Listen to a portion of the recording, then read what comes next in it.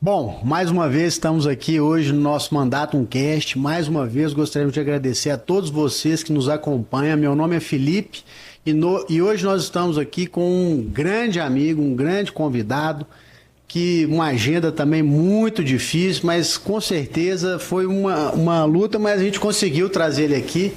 Está nos brindando e nos dando a graça e a honra de estar aqui hoje para bater um papo com todos nós e aprendermos muito sobre inteligência artificial, sobre toda essa parte de inteligência e educação, né? Extremamente importante nos dias de hoje.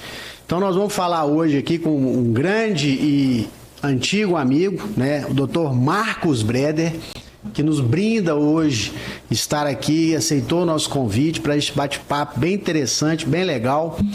E o Dr. Marcos Breder tem um currículo enorme, mas a gente fez um resumo aqui e eu vou ler ele para vocês. Dr. Marcos Breder é doutor em design, professor na Fundação Dom Cabral e na Escola de Design da UENG, em conteúdos sobre inovação. Fundador do NOA Coworking, docente há mais de 20 anos, tem especialidade em temas que incidem sobre a transição de eras. E autor, né, desse livro aqui, que eu tive a honra de receber e autografado, que fala, né, sobre a visão, né, sobre o futuro e a educação dos jovens, não é isso? Na era da inteligência artificial. Então, gente, vocês que estão assistindo e vão nos acompanhar, não perca, porque realmente é muito conteúdo, especialmente nos dias de hoje, né? A tecnologia, a inteligência artificial veio para ficar, mas a gente precisa saber conviver, adaptar e utilizar essa ferramenta tão importante. Então, muito obrigado, Dr. Marcos Breder, estar aqui hoje. Um amigo de longa data, nós nos reencontramos no aeroporto e, coincidentemente, né, com o lançamento do livro dele, que eu recomendo a todos vocês, no final aqui ele vai deixar todo o endereço para que vocês possam adquirir esse livro aqui, realmente vale muito a pena. E a gente vai bater um papo aqui. E, né, Dr. Marcos Breder, muito obrigado por estar aqui hoje, batendo esse papo.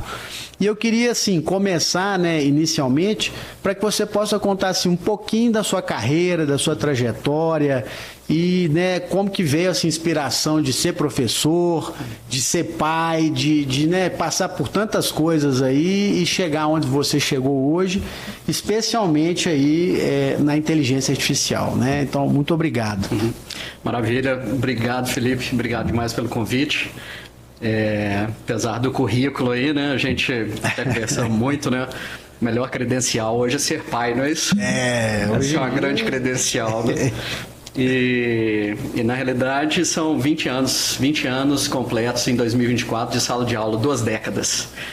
E como professor eu fui vendo transformações, né, dentro de sala de aula, né?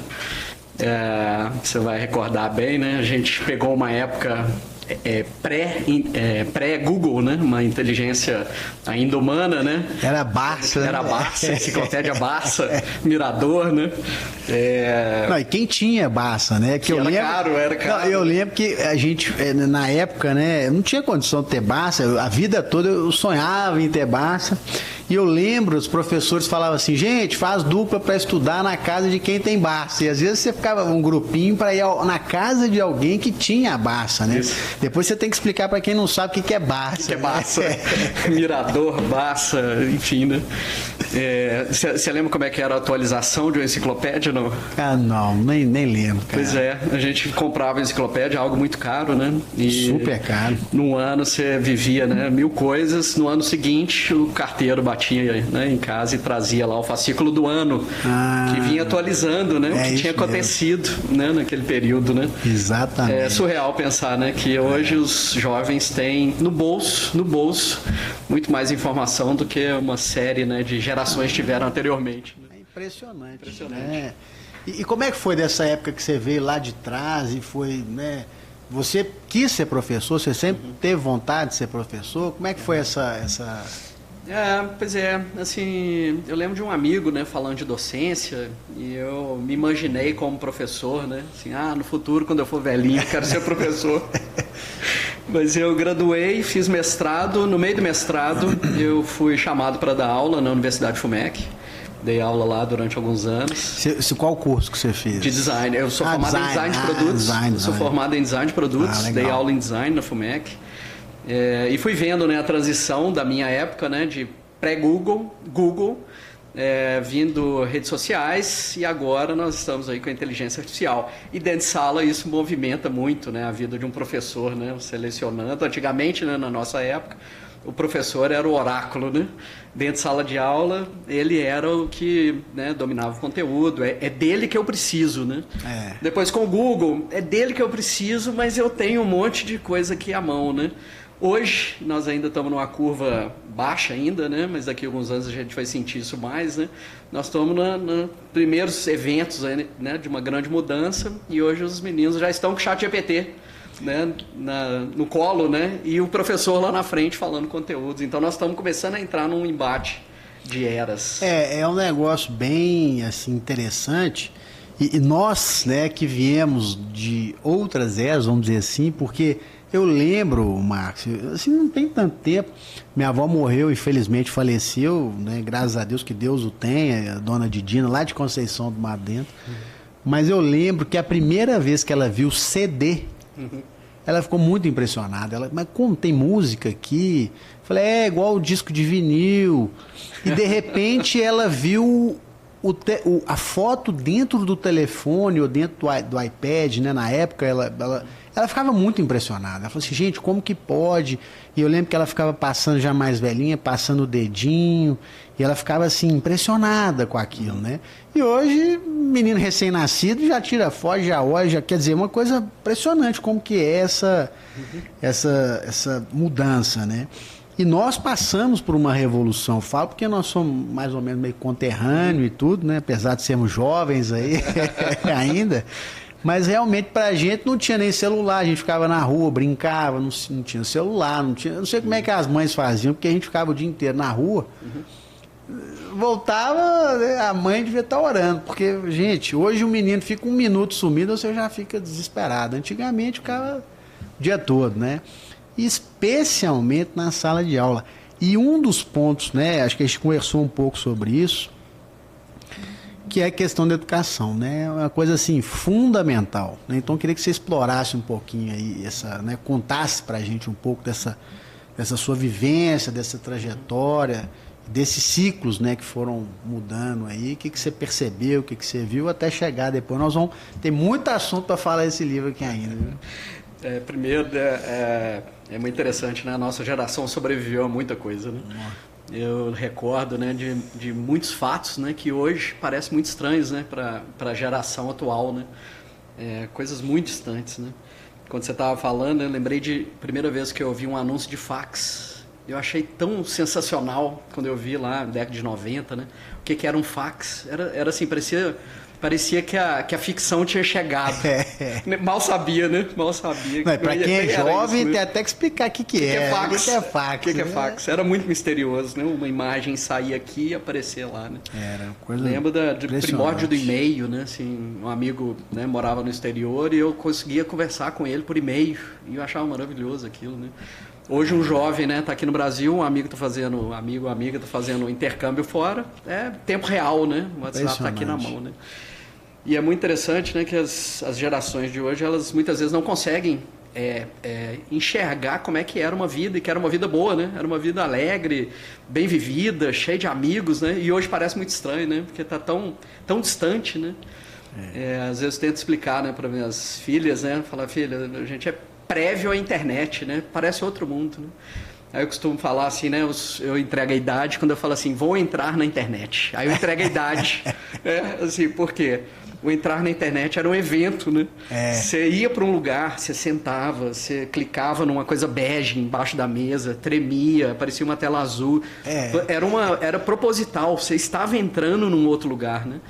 Hoje não faz sentido, né? Você fala para um jovem hoje entrar na internet, ele nem percebe, porque ele, né, está aqui, né? Aí tem uns fatos curiosos, né? Uma vez eu estava com minha filha e, né, combinamos, né, de encontrar. E ela, depois, uma das minhas filhas falou assim, pai, eu não consegui te ligar, né? Assim, ela não me ligou, era combinado, ela não conseguiu me ligar. Eu falei, filha, mas por que você não ligou? Não, pai, porque lá não tinha Wi-Fi. Aí eu falei, bom, eu vou ter que explicar que o primórdio do telefone é discar, né? É ligar, né? E ela tá tão acostumada, essa geração tá tão acostumada com o WhatsApp, que eles já ligam de dentro do WhatsApp, eles não usam mais o telefone tradicional, né? Muitos nem sabem, né? Que tem ali o primórdio do aparelho era falar, né? Eles já não sabem desse evento, né?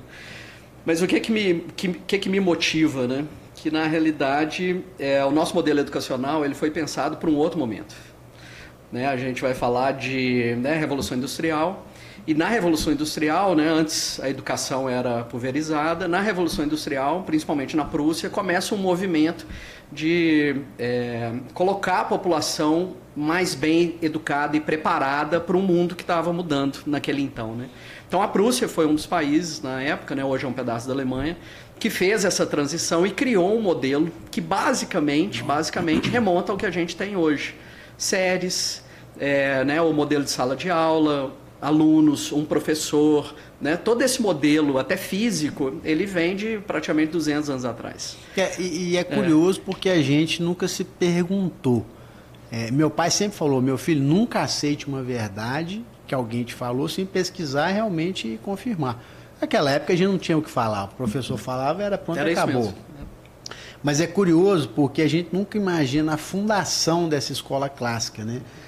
Eu sempre ficava lembrando, estava Platão, Aristóteles, ficava pensando, ele falando lá e todo mundo escutando, como é que era, né? O cara ia lá, ficava batendo papo, conversava, enfim, né? Então tem um modelo e uma origem, né? Que você está contando pra gente aí, Sim. Que realmente eu acho que pouco ser conhecido, né? Acho que a gente não tem o conhecimento dessa história, né? Sim. Tem até uma história antes, né? Prévia a isso, né? Que o conhecimento ficava muito vinculado aos mosteiros, né? Então, umas coisas que hoje parecem surreais, né? Assim, até explicar isso para um jovem, né? Que, né, assim, durante séculos, o conhecimento, né, as pessoas, né, e as sociedades se matavam pelo conhecimento, né? Então, era algo de disputa, né? Porque conhecimento é poder, né? Então, durante muito tempo, né, tinha até um filme clássico, né, O Nome da Rosa. O Nome da Rosa, eu lembro desse filme. Não é isso? Marcou, né, o Humberto Eco, né, marcou a nossa juventude, né? Muito legal. Que era como segurar o conhecimento, né? Então, tinha lá, né, nos mosteiros, tinha os livros manuscritos, né? Tinha até um veneno, né? Isso, sem dar spoiler. Isso. Mas era a forma, né? Alguns livros eram trancados, né? Só tinha acesso ao mosteiro, a uma biblioteca do mosteiro, quem era autorizado no filme, né? No filme mostra isso, né? E alguns pagaram com a vida, né? Por querer ter acesso ao conhecimento. Exatamente. Só no século XV vem Gutenberg com a prensa, que a informação, muito pouco comparada a hoje, mas começa a massificar, que a gente começa a produzir livros em escala, né? Até a primeira Bíblia, né? A Bíblia de Gutenberg, né? Aí a gente começa a ter o conhecimento espalhado em escala. Na transição, né, para a guerra, na transição para a Revolução Industrial, que a gente vê o modelo se massificando, né, a partir da Prússia, e aí o mundo adotou esse modelo porque ele foi bom. Porque a gente tinha uma população a origem inculta. alemã, vamos dizer assim, essa metodologia, vamos dizer assim, né? Isso, hoje é um pedaço, a Prússia, né, não existe mais, acho que século XVIII, XIX, no início de XIX ela deixou de existir como país, e é um pedaço da Alemanha, mas um pedacinho de vários países, né? Muito legal.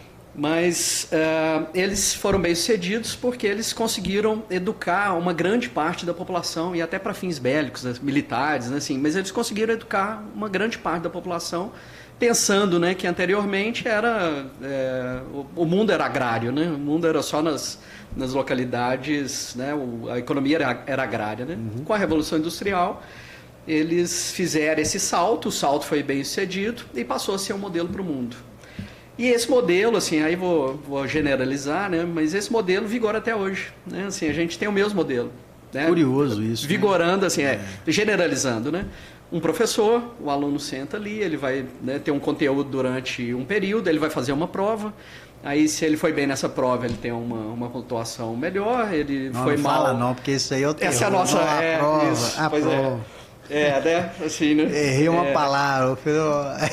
Assim. E hoje está cada vez mais instigante, né? Assim, você vai pedir um jovem para decorar, para fazer uma prova, para fazer um Enem, num mundo que está em transição. Né? Então, eu acho que esse talvez seja um dos maiores dilemas dessa nova sociedade, que a gente pode chamar, que a criança hoje, ela, em 2 minutos, ela pega, ela aprende, ela vê, ela pesquisa. Quer dizer, aquele modelo tradicional tem que pegar, que é o famoso decoreba, né? Que era o decoreba. E, gente, eu cansei, agora eu vou falar assim, eu vou confessar. Eu cansei de fazer prova, eu decorava tudo, eu não sabia nada. Era prova de, eu falava, hoje talvez de papagaio, era repetir aquilo que eu tinha, mas não entendia às vezes, né? Uma coisa muito curiosa. E uma coisa também, Marcos, me chamou muita atenção, eu tive a oportunidade de ir na Rússia, e aí estava com um guia lá na Rússia, ele me contando lá um pouco sobre a Rússia, e desmistificando um pouco, né? Porque a gente sempre vê a Rússia, o lado mal, negativo da força, sem querer falar bem e, enfim, defender a guerra, não é esse o ponto. Não é só o extremo. Não é só isso, mas ele estava contando, né, que a educação lá é muito rígida na Rússia e tudo. Mas uma coisa me chamou a atenção. Ele falou, Felipe, sabia que prova de matemática aqui na Rússia é prova oral? Eu falei, gente, eu decorei aqueles números, aqueles negócios tudo, como é que pode ser oral? Aí ele falou, por quê? Porque lá eles dão a teoria. Para que serve aquela fórmula? Da onde surgiu? Para que era? Ou seja, se você tiver essa base, você pelo menos entende, né? É uma coisa mais natural, mais racional e tudo, não precisa ficar nessa decoreba, né? Então hoje a gente vê que tem um mundo de informação. E às vezes o professor está até equivocado, vamos dizer assim, né? Porque você coloca, às vezes, uma verdade absoluta na cabeça e às vezes não é, né? E o professor é um desafio que vou, né? Eu já dei aula, mas no passado, mas meu negócio é ser executivo, é trabalhar realmente. Eu sei que é um negócio assim, muito amor e muito difícil, porque a educação mudou demais, né? É o que você está contando aí, né? Sim. Eu não sei se você já passou esse aperto, Felipe. Você chega um dia à noite em casa, aí vira filho, não sei se já está exatamente nessa idade. Mas, elas estão ainda. Mas você vai passar esse aperto então. Que o filho vira pra gente e fala assim, pai, eu tenho prova amanhã, você estuda física comigo? Você estuda matemática comigo? Não é isso? E aí nessas horas, várias vezes, Felipe, aconteceu comigo, eu falava, filha, eu preciso estudar para eu poder estudar com você, porque eu já não lembro mais. Eu já não tenho, esse conhecimento não está na minha mente, já passou, né? E para eles parece muito óbvio assim, né? Você estudou, você sabe, né? Você passou pelo que eu passei, então você sabe, você me ensina. Eu já passei muito aperto, aí eu comecei a mostrar lá em casa, falando o seguinte, quando você precisar que eu estude, você me avisa antes, porque eu vou ter que estudar para estudar com você. Para te ajudar, né? Para te ajudar. Matemática, né? Assim, então, muitas vezes que eu falava com as filhas, né? Olha, eu sei a matemática pela lógica, mas eu não sei por recordar de uma fórmula específica, né? Eu sei a lógica, então eu vou caminhando e pela lógica a resposta é essa. Aí eu tentava mostrar a minha forma de estudo, pela lógica. Mas obviamente que na prova talvez não vai cair o que o pai ensinou, né? Assim, vai vir uma fórmula, essa fórmula é o encurtamento da minha lógica, a fórmula é o encurtamento da minha lógica lá de ver o processo. E hoje, né, muitas vezes o jovem está estudando, né, e decorando uma fórmula e ele nem sabe que aquela fórmula está sendo ensinada para fazer o encurtamento de um caminho. E aí passa a ser decorar a fórmula, né, decorar e na prova lá fica todo mundo apertado, já começa a escrever a fórmula primeiro no canto da prova, né? E qual que é a questão, né, Felipe? A gente vai pegar um mundo em transição, né? Aí como professor, né, o que eu vejo já dentro de sala de aula, né? Então, exemplos, né? Uma vez, né, uma aluna estava relatando que ela tem o ChatGPT compartilhado, né, com a Eu nem sabia que podia compartilhar. Provavelmente ela criou lá uma Entendi. senha conjunta, mas não sei se tem um mecanismo, ou ela está com a versão hoje paga, em dia, né, enfim. Isso é o limite. Isso. Mas provavelmente lá uma versão paga. E ela olhou algumas coisas que a filha estava, né, pesquisando, e uma delas era como convencer minha mãe de me deixar a dormir na casa da fulana. Né? Então, assim, né, isso eu ouvindo, né, de diferentes momentos, né? Aí já ouvi alunos, né, de graduação, um especificamente, falando assim, professor, Eu estava indo para tal lugar, minha moto deu um problema e eu parei, né, lá ela parei, peguei o ChatGPT, eu tenho a versão paga, parei, peguei o ChatGPT e comecei a conversar com o ChatGPT sobre o problema da minha moto, a ponto de bater foto, né, dos componentes, mandava no ChatGPT, o ChatGPT dava para ele a dica e ele consertou a moto. Que loucura, ele consertou a moto usando o ChatGPT. Nesse momento, o ChatGPT, né, principalmente nesse segundo exemplo, atuou como um professor de mecânica, né? Então eu sinto assim, né, que nós estamos primeiros instantes, né, assim, não do assunto inteligência artificial, mas a gente está no primeiro instante de uma grande revolução, né? Então daqui a mais 5, 10 anos, qual que é o papel do professor? Porque se eu fosse o oráculo que sei tudo dentro de sala de aula e é por mim que o aluno vai ter o conhecimento, tem alguma coisa errada, né? Porque ele tem no bolso né, o que a gente nunca teve na história da humanidade, uma inteligência artificial que vai ajudar em muitos pontos teóricos, né? E o professor vai ter que se reencontrar dentro de sala de aula. O que ele vai ser? Quem que vai ser esse professor atualizado para o século XXI dentro de sala de aula? Né? Então, nós estamos numa transição, né? Não, e deve ser muito difícil, porque eu lembro que eu tive muitos professores assim, muito legais, alguns, né, eu gostaria até de mandar um abraço aqui para o Abdon, que era um professor excepcional de história lá do Colégio Batista, o Aloysio de matemática lá do Pitágoras, e teve tantos, o Lousada de português, né, o Lousada, um grande abraço, o Alberto no cursinho, e números, e o professor marca, né? Ele marca, os professores sempre marcaram a vida da gente. E às vezes você tem muita matéria legal que você gosta e professor ruim. É horrível, um desastre. Agora, quando marca você tem... também, né? Marca também. Agora, quando você tem um professor bom numa matéria que você gosta, é bom demais. E tem um outro detalhe. Eu lembro que eu detestava física. E aí, rapaz, vamos lá na aula do Pachecão. Também mandou um abraço para ele. Pô, eu falei, não tô acreditando que eu aprendi cantando, pô. Aprendi um negócio difícil, que eu ficava lendo aqueles livros lá e não entendi. Quer dizer, era física mesmo, né? Mas enfim, mas eu lembro, por que eu tô falando isso? Tinha alguns alunos que eram aqueles caxias, né? Os caras sabiam quase tão bem quanto o professor ou mais. Mas eu lembro que em alguns momentos os professores passavam apertado, porque o menino estudou tudo ali e sabia até mais, às vezes, que o professor, às vezes, até corrigiu o professor em sala de aula.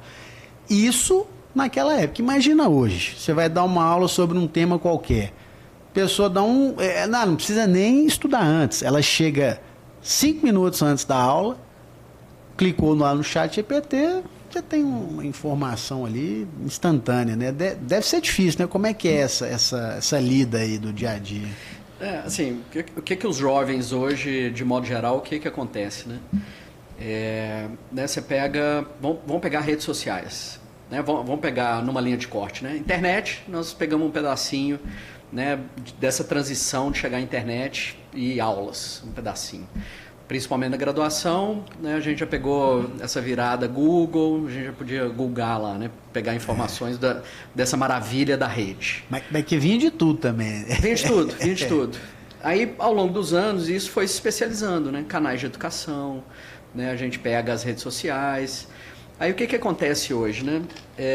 Você pega para um jovem e coloca ele dentro de uma sala, né, as paredes, né, brancas, às vezes só um quadro de avisos, né? Um professor lá na frente, pode até ter algo tecnológico, né, uma lousa eletrônica lá, mas o modelo de aula, ele ainda remonta àquele modelo prévio, aquele modelo que nós estamos falando de Revolução Industrial. É alguém falando lá na frente, me mostrando a teoria, e depois vai vir uma série de recordações da matéria, né, porque a gente tem uma curva de esquecimento, a gente aprende algo, né, hoje, amanhã a gente já perde uma porcentagem, 30 dias depois só fica 5%. Ué, isso aí só então, fica 5%. Isso é excelente, né? Isso aí, pois por um lado é eu como advogado já posso usar. Maravilha. Isso aí já é uma desculpa excelente. Mas Não, mas Felipe, por isso que a gente porque também tem... é tanto conteúdo, né, cara? Não, imagina, né, assim, né? Eu saio de uma aula, tenho aula de física, aí eu entro na aula de matemática, depois de português, né? E aí o que ocorre? Nessa curva do esquecimento, o modelo nosso, que é esse modelo prévio, precisa ficar sempre revisitando a matéria, né? Revisitando a matéria, criando música, criando... Por quê? Porque eu tenho que manter ativo na mente, para quê? Para fazer a prova. Depois que eu faço a prova, pulveriza aquele conhecimento, né? Vai embora, né? Porque grande parte do nosso Passou, legado... acabou. Passou. Passei de ano. Né? O passado ficou no passado, né? Assim, quem que vai carregar, né, um conteúdo por interesse no próximo ano, né? Então, esse modelo prévio nosso, né, de educação, ele era baseado na memória. Né? Então, ele premia o aluno que tem uma boa memória. Só que, né, assim, fizemos uma transição. O mercado de trabalho hoje é extremamente complexo. Antigamente, eu acho que até tinha uma imagem, e você talvez tenha visto colegas, né? Que era o gênio, o crânio, aquele aluno fenomenal, só tirava pelo menos que a acima gente de 90. achava que era. Né? Mas acima de 90, né? Sempre teve. Você tinha lá aquele que era o fulano inteligente mais. Ao longo dos anos, e até pesquisas científicas e acadêmicas, começaram a mostrar que o fulano, que era muito capaz dentro de sala de aula, quando ele foi para o mercado de trabalho, ele não tinha toda essa desenvoltura, porque a dinâmica do mercado de trabalho colocava ele em situações que ele não tinha as demais habilidades, né? Sobre esse ponto, Marcos, eu tenho assim, eu sou um crítico ferrenho e estou falando aqui, né, para todos os nossos telespectadores, vamos dizer assim, né, os ouvintes aí, os internautas, né, enfim. Cara, deixa eu te falar uma coisa. Qual que é o critério quando você faz um concurso público? Passa quem decora mais. Isso é um absurdo. Por quê? Porque a pessoa vai lidar com gente, vai lidar com pessoas, vai lidar com público, vai lidar com servir. Servidor público vem de servir. E eu tive a oportunidade de trabalhar no serviço público. Mas eu cansei de ver gente que não tinha tino nenhum para o negócio. Ou seja, ao invés da gente fazer concurso público de uma prova de conhecimento, ok, tem que fazer, mas o mais importante é o psicotécnico, para ver se a pessoa tem afinidade para aquilo. Eu não posso falar o nome aqui, mas eu conheço pessoas que trabalham no serviço público que são extremamente infelizes. É como se fosse aquela algema de ouro. Pronto, passei, tenho estabilidade do meu salário, do meu emprego, não vou ser mandado embora, posso fazer o que eu quiser. Mas tem ódio do serviço público. Isso é uma coisa assim, péssima. Por quê? Porque destrói o serviço público. O contribuinte ou a pessoa que vai ter o serviço público ali, ela é totalmente desrespeitada, porque tem uma outra pessoa do lado da mesa que não está nem aí. Se ela tratar... Está mudando um pouco, né? Mas se ela trata bem, não vai mudar nada. Se ela faz mais ou menos, vai ganhar a mesma coisa. Então, ela começa muito empolgada fazendo... Quer dizer, o que eu vi no serviço público? O cara começa empolgado. Claro que eu estou generalizando, porque tem excepcionais servidores públicos que amam, que fazem, que são muito bons no serviço. Mas, por outro lado, tem muita gente que o cara faz... Primeiro mês, o cara batia a meta. Segundo mês, batia a meta. Terceiro mês, ele não bateu, não aconteceu nada. Não bateu, cara, ele fala, o quê? Eu vou lá me expor? O cara simplesmente não faz nada, entendeu? Isso vai desmotivando, né? E hoje, eu lembro dessas pessoas que, na minha sala e na minha época, e era uma coisa muito curiosa, porque a gente via esses caras, né? Nossa, o cara é inteligente demais. Aí você vai ver o cara no futuro, não deu em nada. Você fala, gente, como é que não pode? O cara era aluno 100% em tudo, ganhava tudo, matéria top, e o cara não deu em absolutamente nada, né? E eu via muita gente que sentava no fundão, né, os amigos do fundão, tudo bilionário, se dando bem, o cara marqueteiro, e fala bem, vende bem, não sei o quê, e se deu bem. Estou falando do ponto de vista se deu bem, gente, profissionalmente e às vezes materialmente, mas não quer dizer que o cara está feliz ou não em relação à vida, né? Mas assim, a gente sempre faz essa referência, né? E não é. O mercado de trabalho é completamente diferente da sala de aula, né? E eu acho que a distância está até aumentando, né? Sim. Olha, mais um dos pontos dessa transição de eras, né? Talvez você tenha visto, né, na família alguém que entrou, né, num serviço público, e ficou naquela mesma posição durante 35 anos, 30 anos, né? Aposentou lá. Aposentou lá. Esperando aposentar. Aposentar, né? Sim. Vários pontos, né? O brasileiro tem um certo amor pela aposentadoria, né? Assim, é como se ficasse enaltecendo que no futuro eu serei feliz, né? Assim, então eu vou aguentar tudo hoje, vou comer o pão que o diabo amassou aqui numa coisa que eu não gosto de fazer, não me realizo, mas eu estou, né, mantendo, né, uma família, ótimo, mas às vezes colocando a perspectiva de ser feliz lá na frente, né, no futuro. Mas é muito interessante porque esse modelo nosso prévio, né, esse modelo passado, né, ele era muito baseado em currículo, né? Assim, então, beleza, eu formei, eu tenho boas notas, eu entrei numa boa universidade, eu tive boas notas, aí o meu currículo é esse, beleza. Antigamente, né, ou até um pouco tempo atrás, as contratações eram currículo, né, o currículo frio, né? Ah, fez o curso tal, é pós-graduado nisso, fez isso, né? Concurso público, né? Aqui eu tenho várias camisas, né? Eu sou empreendedor, né? Sou professor, sou autor de livro, mas eu sou, numa parte da minha história, servidor público pela Universidade do Estado, que é a universidade onde eu me graduei, né, em design, que você mencionou no início, e hoje eu leciono nessa universidade como servidor público. Nunca fiz plano de ser servidor público, mas em algum momento eu estava lecionando e, né, para eu continuar eu tive que, né, fazer um concurso. Passei no concurso, né, assim, nesse aspecto. Mas no nosso modelo mental, né, a gente vai alimentando, né, que boas notas é igual bons currículos, que é igual boas ocupações, e o serviço público entra, né, para preencher esse anseio popular brasileiro, né, assim, de ter uma estabilidade, enfim. Durante vários anos, né, eu perguntava, né, para alunos de graduação em sala, né, falava, gente, vamos lá, me ajuda aqui, né, de pós-graduação. Falava, vamos lá, me ajuda aqui. Quem aqui quer empreender? Aí uns levantavam a mão, quem aqui quer ser funcionário público, quem quer ser empregado. A proporção, né, assim, uma medida muito empírica, né, mas a proporção era assim, 5% empreender, talvez menos.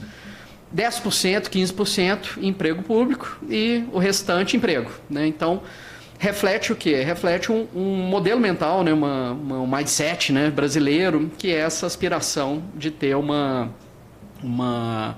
vida sem muitos sobressaltos, né? Tinha uma época, tinha até uns memes, né, falando assim, os gênios nos Estados Unidos vão, né, criar empresas né, maravilhosas, os unicórnios, né? No Brasil é muito mais um incentivo para aquela pessoa, como inteligência, né, da prova, né? Ela acaba entrando no serviço público. E aí, qual que é a questão, né? Nos últimos anos, a gente está vendo que a fórmula é mais complexa.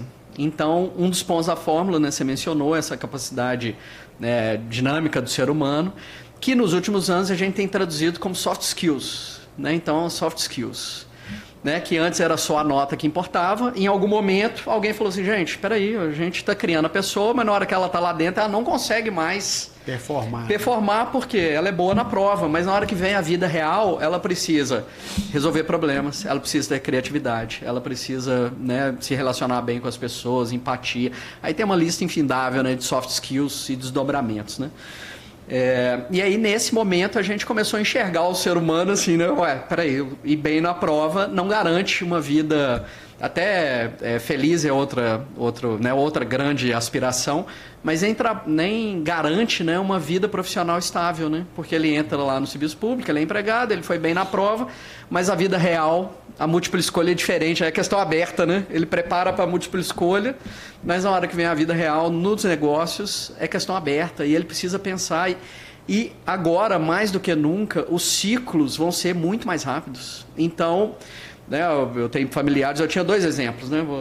Tinha 2 exemplos em casa, né? Eu tinha um familiar que foi 35 anos funcionário do Banco do Brasil. Entrou como servente, né, como ajudante, né, de limpeza, fez um concurso interno, passou a ser guarda, que ainda era contratado do próprio banco, ele era guarda. Ele terminou no departamento de engenharia do banco sem nunca ter pisado num banco de universidade de engenharia. Ele terminou como trabalhando na parte de contas do departamento de engenharia por capacidade dele. Um outro familiar empreendia, beleza. Então eu tive 2 exemplos dentro de casa. Hoje, para um jovem, né, geração Z, né, que são aqueles nascidos ali na virada do século. Hoje é Z, nem sei qual que é. Né? Hoje nós já estamos na alfa e, para mim, né, nós já estamos na IA, né, na geração IA já, né?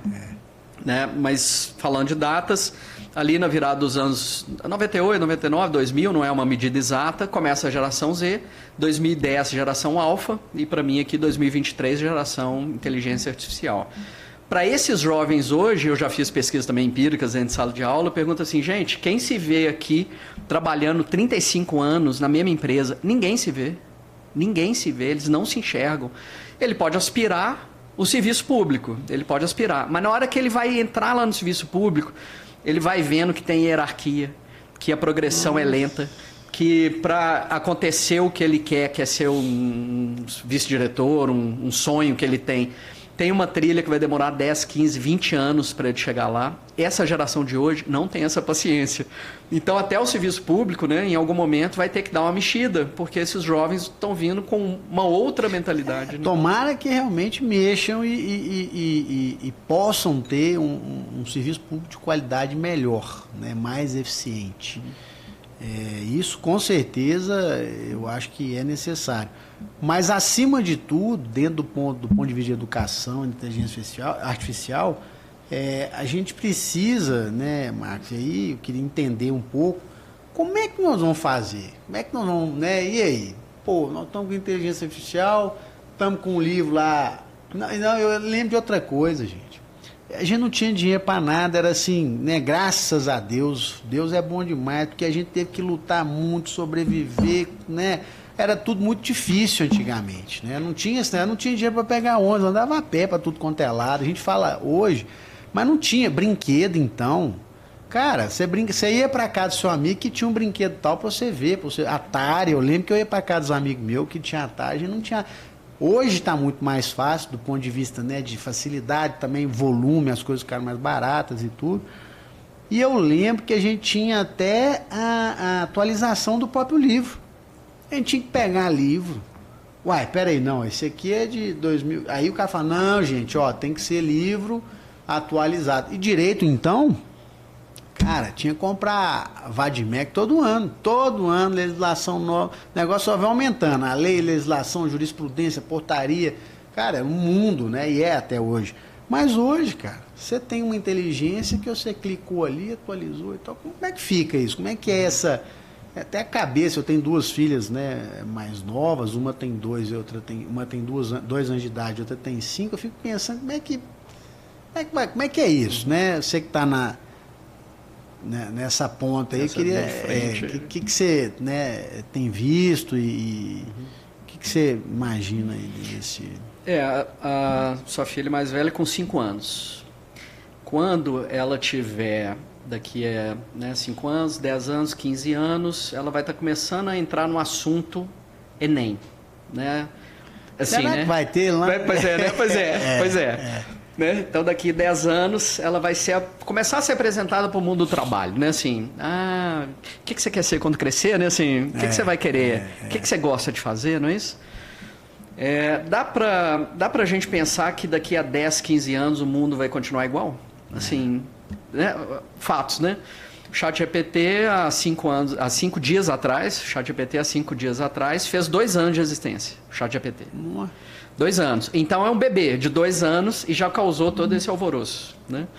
Então a inteligência artificial não é um assunto novo, né? A gente já vinha falando. E só te interrompendo, mas você vê assim, o cara faz uma cirurgia com robô na China, o paciente aqui, quer dizer, será que o médico vai ser o melhor cirurgião ou o cara que sabe mexer no computador? Sei lá, né? Um negócio meio maluco. Não, é maravilha, né? Assim, na China, eles já estão começando a implementar um hospital que o atendimento inicial é só por IA, só seja a IA embarcada, né? Que é nos gadgets, né? No computador, né? Não é uma humanoide, seja um modelo lá humanoide. Então a China já está começando a implementar isso.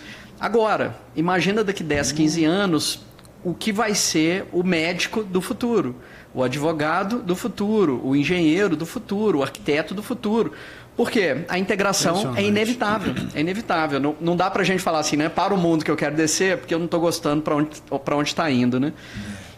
E nós estamos no início de uma grande curva, né? 2 anos de um bebê, né, chamado ChatGPT, e, né, acredito que ninguém, né, alguém vai falar assim, não sei o que é ChatGPT, do alvoroço que aconteceu nos últimos 2 anos.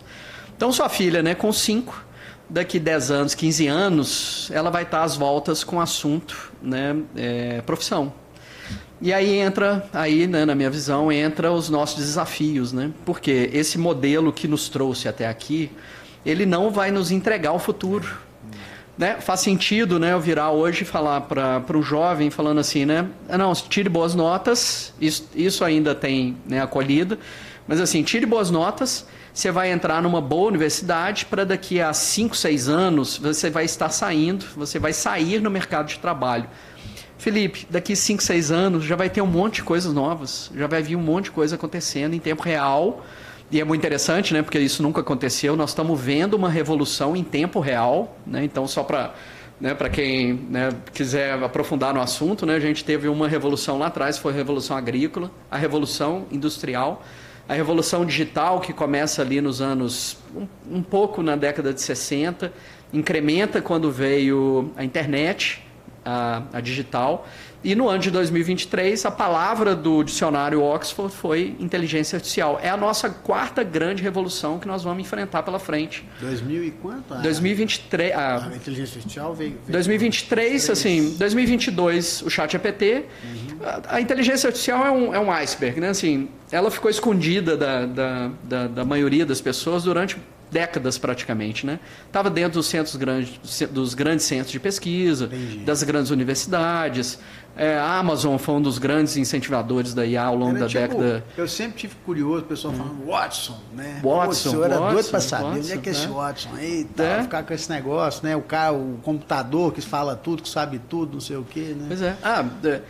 2017, 18, eu lembro de dar uma aula e uma aluna da advocacia falou: professor, eu sou do escritório X, nós somos um dos 3 do Brasil e a gente acabou de pegar um customizado do Watson, pagou tipo assim $1 milhão para ter um customizado do Watson para poder fazer análise de contratos, enfim. Né? Aí eu perguntei, mas o que isso muda? Ela falou, não, o Watson vai fazer, né, uma leitura, isso em 2017, não mais que isso.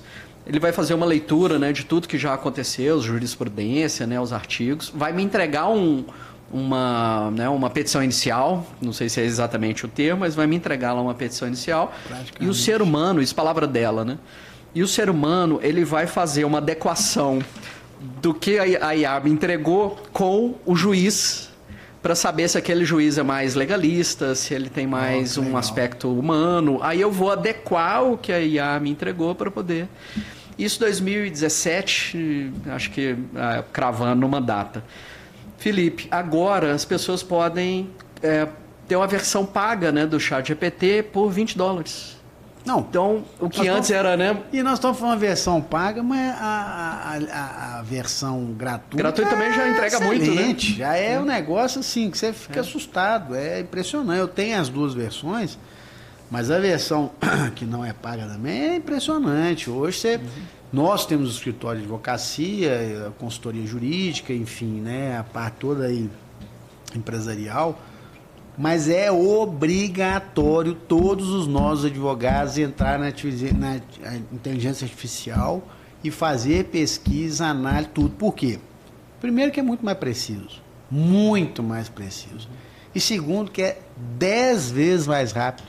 Eu lembro que a gente ficava aqui, às vezes, semanas estudando, pesquisando, atualizando. Cara, hoje em 2 minutos, claro. Aí tem que ter o prompt ali, você tem que fazer um negócio muito bem feito, elaborado, entender, ler. Você tem que, talvez, se estar preparado para usar, né? Tanto é que a gente dá cursos aqui no escritório para todo mundo estar muito bem preparado para isso. Mas, né, esse desafio, assim, de conviver com isso, cara, é uma coisa, né... Chega a assustar, né? Assim, em alguns momentos, é um negócio meio assim. E aí tem aquela pergunta, né? Pô, mas e se o cara, o bias lá, né? O viés. Se o cara, o ChatGPT tem um viés lá que, eu não gosto de bolsonarista. Não gosto de Lula. Como é que faz, né? Sem querer, né, ter partido aqui, mas se tiver um viés qualquer, como é que você vai... Eles até identificaram, eu tive em Harvard, agora, Boston, né, em Harvard e tudo, MIT, fiz uma semana lá de estudos e tal, Mas uma coisa curiosa, eles estavam falando que no reconhecimento facial teve um viés lá de não reconhecer uma pessoa negra, né? Parece que uma pessoa negra, não sei se eles não conseguiam reconhecer, mas tinha um viés nisso e tal.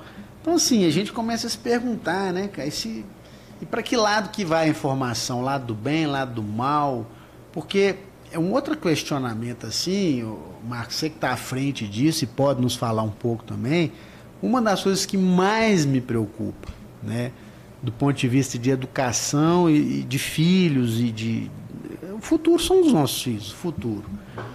Mas não tem filtro. Isso é uma coisa que a pessoa, por exemplo, minha filha de 2 anos, se ela quiser acessar qualquer conteúdo, ela acessa, e se ela falar uma palavra qualquer ali, parecida com sexo, droga, suicídio, sei lá o quê, o computador vai trazer essa informação. Né? Como é que a gente, né, lida com isso aí? Felipe. O futuro vai ser complexo, né? Não fala não. Não, e olha que interessante, a gente precisa, né, nós vamos conseguir frear, né, para o mundo que eu quero descer. Tem que conviver. A gente vai precisar preparar os jovens para esse futuro, né? Aí você mencionou, né, dos vieses, né? Eu lembro de ver uma reportagem falando sobre o Gemini, ou Gemini do Google, que você pedia para ele gerar imagens e só via um tipo, né, de raça, né, de característica, né? E caracterizou que era um viés. Era o branco, o louro, o alto, forte, só viu viés. Só o Brad Pitt. Não, era até todo o contrário. Assim, contrário. Mas você pedia personagens históricos e ele entregava numa determinada característica racial, né? Então, assim, o aspecto dos viés, né? Nós vamos ter um desafio pela frente, né? O que eu, né, no meu livro até entro nesse aspecto, e eu chamo de literácia digital, assim, capacidade de lidar com o digital. É uma das habilidades que eu destaco, que eu chamo de skills de autonomia, que é mais ou menos assim, jovem, você vai ter que ter autonomia para se virar. E uma das habilidades que você vai ter que ter é essa da literácia digital, ou dessa fluência digital, né, um sinônimo, né? E dentro desse aspecto entra o viés. Então hoje, né, dentro da universidade, né, eu não dou a aula do livro propriamente dito, mas em alguns conteúdos, e eu até ponho alguns nomes, eu coloco assim, a busca pela verdade. Porque eu coloco para os alunos falando o seguinte, não dá mais para você pegar uma fonte só e dentro daquela fonte você acreditar em tudo. E principalmente essa geração que vai muito nas pílulas, né?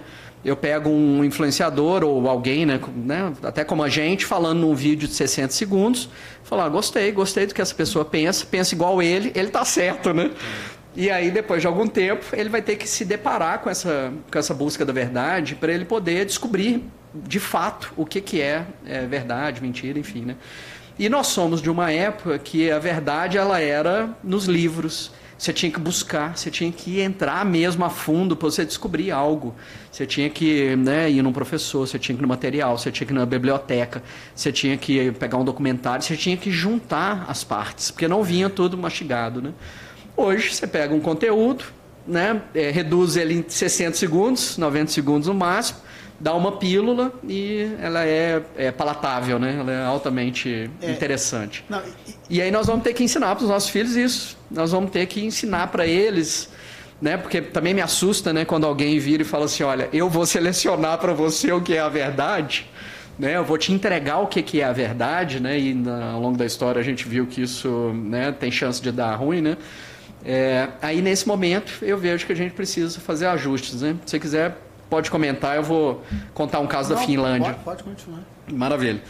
A Finlândia, né, na década de 90, 2000, ela começou a enfrentar um problema, né, que era algumas propagandas vindo da internet para poder demover o povo a se apoiar, né, num determinado regime e se aproximar mais da Rússia. E na época, né, o governo, o que ele entendeu? A gente precisa começar a colocar conteúdos específicos dentro do nosso currículo escolar para que os nossos jovens saibam pensar, para que eles consigam interpretar os dados, os fatos e encontrar o que é mesmo uma verdade. Se entrar no mérito, né, se era bom, se era ruim, enfim, porque aí eu deixo para o povo finlandês, Mas o que foi muito interessante é que eles colocaram disciplinas, por exemplo, aumentaram a carga de estatística de leitura estatística dentro das aulas de matemática. Então, assim, né, a aula de matemática é aprender as fórmulas. Mas espera aí, gente, eu vou te mostrar como é que você lê dados. Por quê? Você precisa enxergar os dados, porque os dados contam uma história. E se você não enxergar esses dados como uma história, alguém te conta uma coisa que não está, né, não está dentro desse conjunto de dados e você vai acreditar naquilo, né? E eles fizeram uma série de outros implementos, né, no estudo, né, no ensino fundamental, para a gente aqui, né, para o ensino fundamental e médio, para o jovem se preparar para a vida real. Essa é uma das dores, né, como pai, né, muitas vezes, que a gente tem, né, um arcabouço interessante, né, das teorias, que preparam, né, para as provas, preparam para o Enem, mas, ao mesmo tempo, e aí vou só tocar num ponto, imaginando hoje os nossos filhos tendo aula de informática.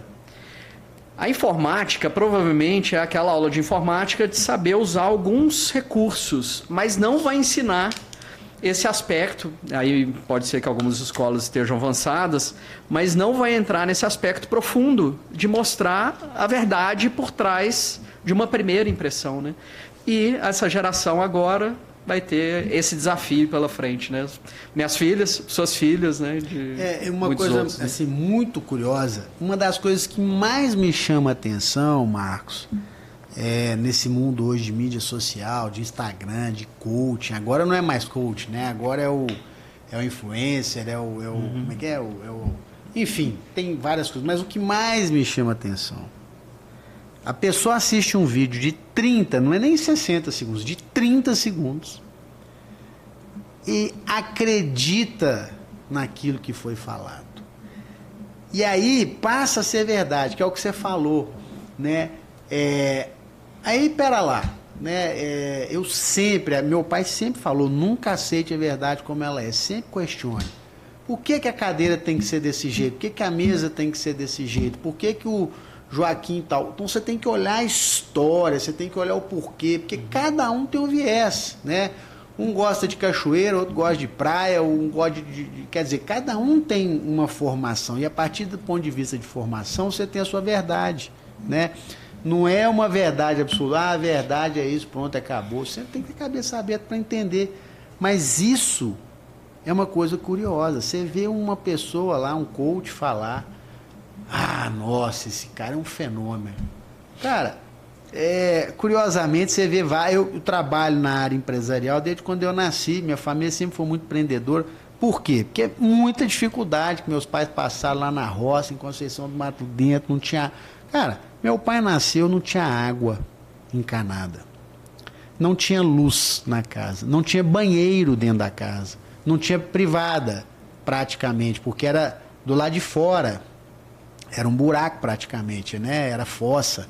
E não tinha geladeira, não tinha televisão. Quer dizer, nesse ambiente de dificuldades, né? Foi se criado com toda dificuldade, foi se aprendendo, lutando e tudo. Então, o que eu vi? A vida inteira eu trabalhei nesse meio empresarial, empreendedor, com dificuldade, sempre tentando ali, muita luta, muito sacrifício.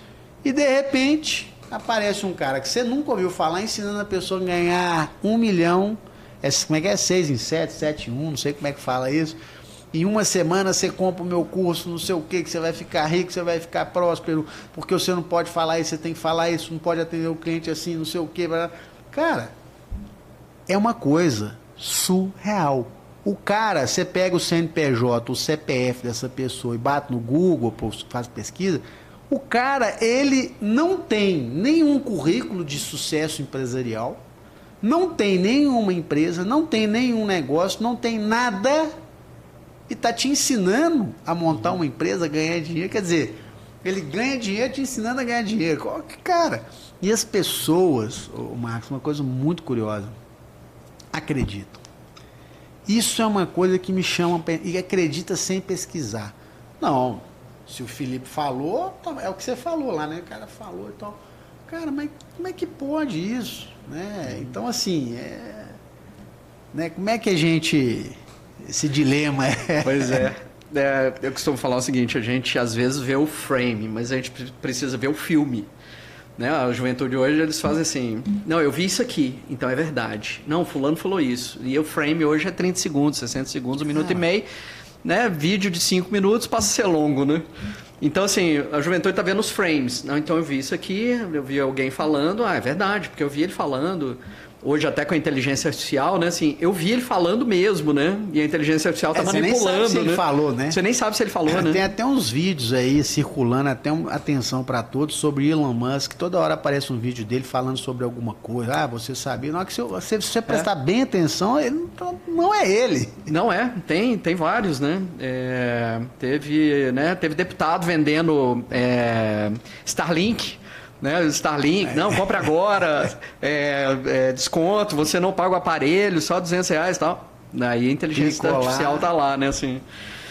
Aí qual que é um dos pontos, né? Eu tocar num aspecto, né, dessa velocidade das redes sociais. E aí um fato que é muito interessante, que é o seguinte.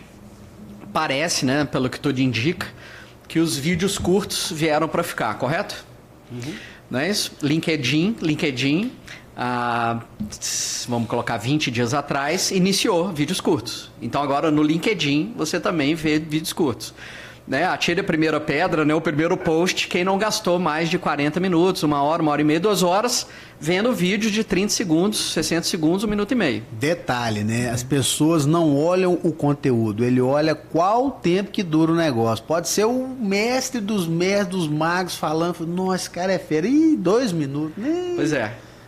Não, e se você não olha, o conteúdo pode ser o negócio mais extraordinário do mundo, mas se o cara passou de 5 segundos lá, você, vou ver esse negócio, né? E ao mesmo tempo você começa... E às vezes é um conteúdo incrível, né? Você vê lá 6 horas, às vezes, de um conteúdo.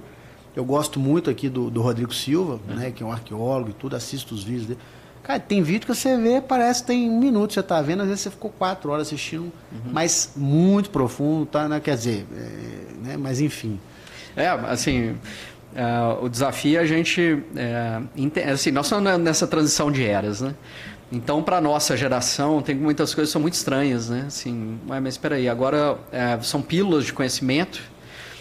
Às vezes não tem início, meio e fim. Então, você vê um conteúdo hoje, você vê um segundo amanhã, ele não tem uma cadência, né? Você vê uma coisa que te interessa, uma outra, e você vai montando... E às vezes você tem até que comprar o curso, né? Porque o curso vai te dar a sequência lógica ali, né? Mas tem umas coisas que eu acho que a gente, nessa transição de eras, a gente ficar atentos. Uma é essa, né? Mencionei, né? LinkedIn adotando vídeos curtos. Mas parece que sempre existiu, né? Assim, a gente está tão familiarizado com os vídeos curtos, né? Quem hoje senta, né? numa sala de recepção e pega a revista da sala de recepção? Ninguém pega mais, já vai direto no celular e ali você vai ser alimentado, né, de 30 segundos ali. Mas tem um fato, né, que me chama muita atenção, que quem trouxe, né, quem popularizou incrivelmente os vídeos curtos foi o TikTok. Em 2020, em 2019, 2020, na pandemia, os pais, né, vou colocar por mim e muitos amigos, né, preocupados com a pandemia. Os jovens dentro de casa, muitas vezes esperando aquele delay, né, que houve, né, de aula presencial, 3 semanas fica em casa, né, e aí os jovens na expectativa ficaram em casa, depois foi se estendendo, as universidades, as escolas tiveram que arrumar os softwares, né, fazer contratação de software, Zoom, Teams, né, e etc. E os jovens foram apresentados para o TikTok, né, os jovens primeiro, né, os pais foram sendo paulatinamente apresentados. Mas aí umas coisas são muito interessantes, que é o seguinte, né, você sabe que o TikTok na China não chama TikTok. É o Douyin. É o Douyin. É assim, gêmeos separados no nascimento, né? Então, o TikTok no Brasil, no Ocidente, Douyin na China. Mas um fato que me chama muita atenção, e é nessa construção, né, da verdade, né, de acreditar em tudo, né, e pegar só uma pílula, né, e aquela pílula servir para tudo, o que acontece, e que é muito interessante. Na China, o algoritmo do Douyin, ele entrega fatos virtuosos. É o chinês ganhando um prêmio, é o chinês com a família, é ele ganhando uma medalha, é ele no campeonato lá de taekwondo, é ele no que seja. É ele ganhando algo, é um fato virtuoso da vida dele. Prosperidade, né? Prosperidade, virtuoso lá no violino, num espetáculo, beleza. Não vou entrar muito no mérito, mas o que o nosso algoritmo, né, do Brasil entrega para os nossos jovens? Então a gente vê aí um grande dilema, né, que é como proteger os jovens, ensinar a lidar, né, nesse momento. Não vulgarizar, né? Isso, assim, e pode até não entrar em nada vulgar, mas assim, eu costumo falar que é um chicletes, né? Assim, um chicletes é bom, é ótimo, né? Você comeu ali docinho, mas passou meia hora, uma hora, acabou, não tem mais, não tem nutriente e o docinho já foi embora, né? E aí a gente tem que, né, pensar no nosso modelo educacional de futuro, como contribuir para esse modelo educacional, e aí eu acho que é uma luta conjunta, né, de pais, escolas, né, e para chegar até nas instâncias maiores, de como começar a fazer uma mudança efetiva para que os nossos jovens sejam apresentados para essa realidade já na escola e não, né, depois na vida profissional, tendo que fazer um curso de pós-graduação para lidar, né, com essa complexidade. Né? Agora, isso é tão profundo que você falou, Marcos, é tão profundo que isso aí é estratégia de país, é de sobrevivência de nação. Nós tivemos a oportunidade de lançar um livro de não vou citar o nome aqui, mas foi aqui no escritório e tudo, e ele conviveu muito em Brasília e com muita informação de guerras aí, de países e tudo, mas não guerras de bomba, nada disso. Guerras de informação. E qual era o principal ponto? Então eles estavam contando que existiam, né, sempre existiu no mundo as guerras, né, os interesses, né, os laços, os tais entre os países e tudo, e a sobrevivência da nação. O que quer dizer? Quer dizer o seguinte, eu não sou amiguinho eu sou amiguinho, o brasileiro, ele tem que defender o Brasil. O americano está defendendo os Estados Unidos, a Rússia está defendendo a Rússia, né? Então, quando você para pensar do ponto de vista estratégico, sobrevivência da nação, a gente viu lá atrás que eles falavam assim, como é que eu faço para destruir uma geração, para destruir um país? Na guerra do dinheiro, eu acho que eu perdi, né? Eu não vou conseguir combater os Estados Unidos com dinheiro, porque ele tem um dólar e tal. Como é que eu vou fazer para destruir uma sociedade? Não, então eu vou fazer o seguinte, eu já sei. Eu vou disseminar na cultura dos jovens a droga, a prostituição, a sexualidade. Vou fazer tudo isso para quê? Para que eles se destruam ao longo do tempo e não vou levar isso para a minha geração. Então lembro, né, essa época aí, que a gente não, no final, assim, acaba que nós somos levados, é quase que o Matrix do filme lá, a gente acaba sendo conduzido e levado por algo maior que está dominando as nossas vidas. E sem querer, a gente entra às vezes numa situação que é o seguinte, né? Os Estados Unidos foi destruído, uma época, né? Por uma geração entorpecida e embestecida, vamos dizer assim. E isso destrói uma nação, destrói um país. E entrando já no TikTok, o que eu tenho a informação, né, é que ele foi realmente criado para que, quando você tem o TikTok, dependendo da idade, você tem transtorno bipolar, você tem TDAH, você tem déficit de atenção, né, que é do TDAH, você tem uma hiperdependência e liberação de dopamina. Quando você passa de 5 segundos, eu não tenho TikTok, né, 5 segundos, 10 em 10 segundos, você se vicia, vai liberando dopamina e a cabeça, você fica preso nesse negócio, né? Mas qual o objetivo central? É dominar, é destruir, vamos dizer assim, é fazer com que seu filho não consiga ler um livro, fazer com que seu filho não tenha uma inteligência discricionária, não tem critério, não sabe criticar. Uma coisa importantíssima é a crítica, né? Não do ponto de vista pejorativo, mas saber o que é real. E aí você se perde na verdade, né? Levando um pouco mais profundo esse tema, é um tema extremamente relevante. Não é à toa que os Estados Unidos tentou proibir, não sei se proibiu, mas tentou proibir nos Estados Unidos, né? Claro que tem muitos interesses aí, mas eu acho que a gente, como brasileiro, a gente está muito refém disso. É muita besterol, muita coisa assim, poxa, você viu lá o chinês, né, tendo mérito no estudo da matemática, evoluindo, né, número de PhDs, doutorado, e o outro tá lá, um besterol, fazendo dancinha, fazendo isso, fazendo aquilo. E uma coisa curiosa, você pegar, eu não tenho TikTok, mas se você pegar as gerações, você vê desde o idoso fazendo dancinha até um bebê recém-nascido. E é exposição demais também. Você pega a sua vida, que é uma vida privada, e mostra para todo mundo.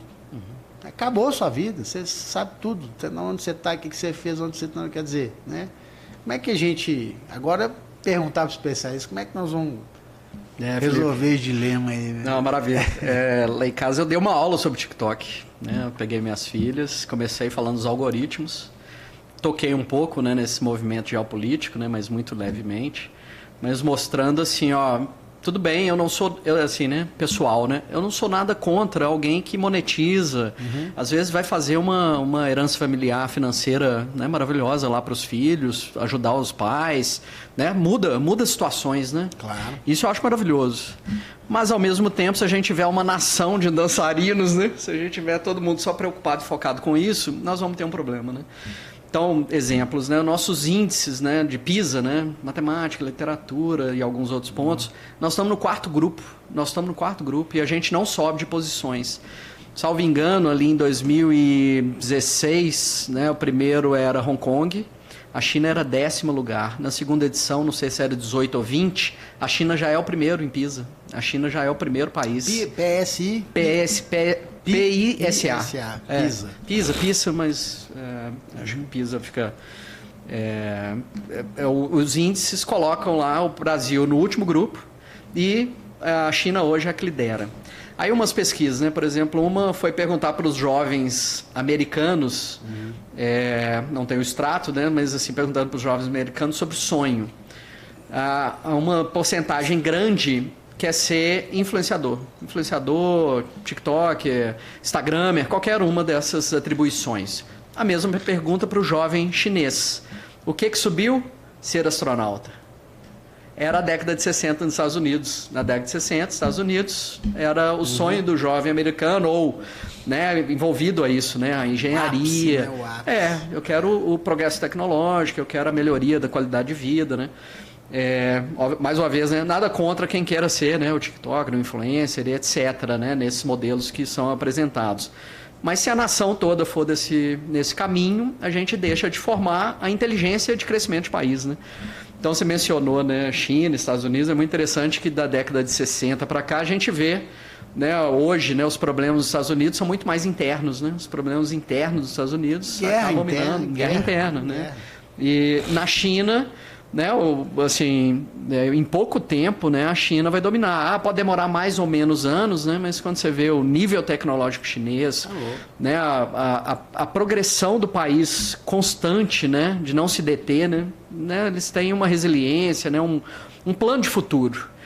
É interessante, né, que para mim, assim, acho que no Brasil, né, a gente em algum momento a gente teve esse plano de futuro. E a gente se perdeu, né? Assim, é uma sensação própria, assim, de que a gente se perdeu. Né? Você perguntar hoje para os jovens, né? Um grande índice dos jovens quer mudar do país, não quer ficar no Brasil, ele não enxerga futuro no Brasil. Um grande grupo, né, desesperançoso frente ao futuro. Alguns, obviamente, né, se encontraram, mas o que eu acho interessante é o seguinte: na década de 40, em 1942, tinha um austríaco veio morar no Brasil e ele escreveu um livro chamado Brasil, o País do Futuro. Brasil, o País do Futuro. Em 1942. Desde quando eu nasci, nós estamos ouvindo. Brasil, o País do Futuro. Nós estamos ouvindo. Brasil, o País do Futuro. Brasil, o País do Futuro. Nós estamos ouvindo. Nossa geração ouviu muito isso. O futuro é seus, né? Os jovens, né? E o que aconteceu? O Brasil, né, fez vários voos de galinha aí entre a parte econômica, mas nos últimos anos, né, a gente perdeu várias... Não sei se era o Roberto Campos, né, que falava que o Brasil não perde uma chance de perder uma oportunidade, né? É isso, né? O Brasil perdeu muitas oportunidades, né? Aí, por exemplo, né, juntando os assuntos, né, hoje parece que tem um despertar da inteligência artificial, né? Beleza. Em 2017, o Putin falou o seguinte: o país que dominar a inteligência artificial dominará o mundo. 2017. Quem que está dominando a corrida hoje? Estados Unidos, China, Rússia. O Canadá entrou há pouco tempo, né, implementou algumas coisas novas. Aqui a gente ainda está né, assim... Perdido. E aí, o que nós vamos ser mesmo, Estamos né? na festa, na verdade. Nós estamos na festa, né? Estamos na festa achando que é tudo oba-oba. Que é tudo oba-oba. Então, a sensação que eu tenho é que a gente precisava ter um plano de país, um plano unificado, né? Para que o nosso jovem enxergasse um excelente país, com perspectiva de futuro, e que ele faz parte desse crescimento. Até muitas vezes, né, eu vejo uma certa aversão, né? Aversão ao próprio país, aversão a gerar riqueza, né? A gerar riqueza, a crescer, a trabalhar muito. Uma certa aversão, como se isso fosse uma parte ruim da história, né? Então eu sinto que a gente está num limiar e a gente tem que lidar, né? Tem um elefante na sala, né? Que é esse aspecto da tecnologia, né? Aí um dos pontos que você tocou, tem um outro, né? Que é a nomofobia ou nomofobia, né? Que é a mobile fobia, né? É a fobia de não estar com o telefone.